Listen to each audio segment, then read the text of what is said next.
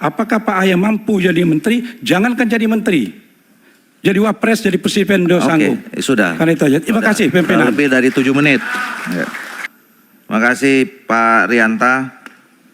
Ini susah kita menolaknya nih. Silakan Pak Jul, terakhir ya, 2 menit. Silakan Pak. Udah lewat nih. Tadi Bapak ingin ingatin saya untuk ngetok. Silakan Pak. Terima kasih pimpinan. Saya tidak bermukadimah banyak, cuman hormat saya pada Pak Menteri. Izin Pak Menteri. Tidak usah saya kenalkan, memang saya orangnya Pak Menteri. Singkat saja, saya tidak berbicara teknis. Seandainya ada pendalaman, nanti akan kami sampaikan secara tertulis. Saya hanya terusik penyampaian sahabat saya yang di kanan tadi, Pak Supadi Gaus, yang sedikit mengganggu perasaan saya, yang membeda-bedakan pangkat di dalam kepemimpinan tadi, yang menyamakan menteri yang lama dengan menteri yang sekarang. Jelas dia katakan tadi, yang satu jenderal, satu mayor. Ada pertanyaan yang disampaikan orang banyak, menurut beliau, apakah pangkat mayor Pak Ahy itu mampu atau tidak? Kalau tidak salah itu tadi yang disampaikan. Ya, nanti dulu, betul kan? Tetapi Pak Supadi Gaus mendukung bahwa dia mampu melaksanakan itu. Saya mendukung tentang dukungan yang disampaikan oleh Pak Supadi Gaus. Cerita ini sama dengan apa yang saya alami. Tapi saya mohon maaf dan mohon ampun saya kepada Allah Subhanahu wa taala, bukan saya memamer-mamerkan kemampuan. Di tahun 98 ke bawah dulu, tidak ada seorang bupati yang tidak berpangkat kolonel.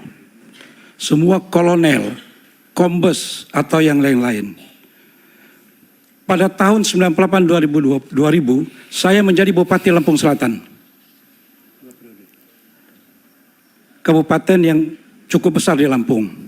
Semua seperti apa yang disampaikan oleh Pak Gaus tadi, apakah mampu Zulkifli Anwar memimpin kabupaten?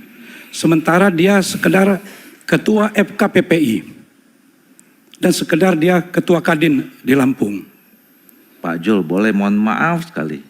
Kita fokus saja ke tema hari ini. Enggak, ini ada kepentingan, ini akan berhimbas jelek nanti pimpinan. Saya kira nggak ada yang persoalkan dari tadi. Ada, saya yang persoalan karena menteri itu pimpinan saya.